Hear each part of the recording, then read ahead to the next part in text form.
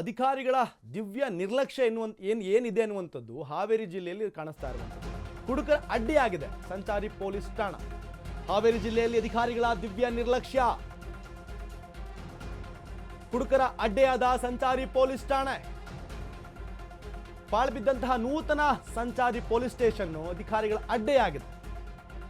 ಮೇಳಹಳ್ಳಿ ಗ್ರಾಮದಲ್ಲಿರುವಂತಹ ಸಂಚಾರಿ ಪೊಲೀಸ್ ಠಾಣೆ ಇದೀಗ ಅಧಿಕಾರಿಗಳ ಅಡ್ಡೆ ಆಗಿರುವಂಥದ್ದು.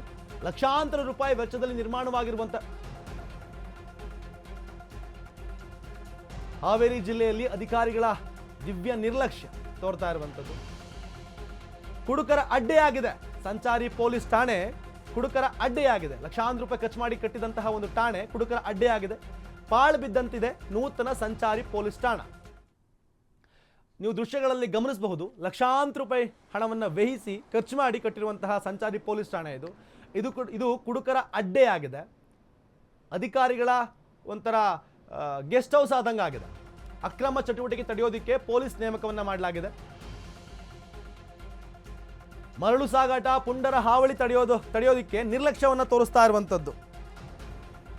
ಸದ್ಯ ನೇಮಕ ಮಾಡಿರುವ ಪೊಲೀಸರ ದಿವ್ಯ ನಿರ್ಲಕ್ಷ್ಯ ಇಲ್ಲಿ ಎದ್ದು ಕಾಣಿಸ್ತಾ ಇದೆ.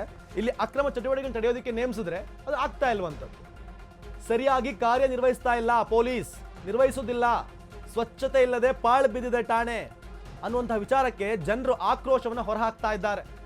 ಅಕ್ರಮ ಚಟುವಟಿಕೆ ತಡೆಯೋದಕ್ಕೆ ಪೊಲೀಸ್ ನೇಮಕ ಮಾಡಿ ಲಕ್ಷಾಂತರ ರೂಪಾಯಿ ವಹಿಸಿ ಬಿಲ್ಡಿಂಗ್ ಅನ್ನ ಕಟ್ಟಿದರೆ ಇದು ಅಕ್ರಮ ಚಟುವಟಿಕೆಗಳ ಹಾದಿ ಆಗ್ತಾ ಇದೆ. ನೋಡಿ, ಒಲೆಗಳನ್ನು ಹಾಕಿ ಅಡುಗೆಯನ್ನ ಮಾಡಿರುವಂಥದ್ದು, ನೂತನವಾಗಿ ಕಟ್ಟಿರುವಂತಹ ಬಿಲ್ಡಿಂಗ್ ಅಂತೆ. ಅಕ್ರಮ ಚಟುವಟಿಕೆಗಳನ್ನು ತಡೆಯೋದಕ್ಕೆ ಸಾಕಷ್ಟು ಹಣವನ್ನು ವ್ಯಯಿಸಿ ಕಟ್ಟಿರುವಂತಹ ಬಿಲ್ಡಿಂಗ್ ಇದೀಗ ಅಕ್ರಮ ಚಟುವಟಿಕೆಗಳಿಗೆ ಮೀಸಲಾಗಿದೆ. ಕುಡಿಯೋದಿಕ್ಕೆ, ಪಾರ್ಟಿ ಮಾಡೋದಿಕ್ಕೆ.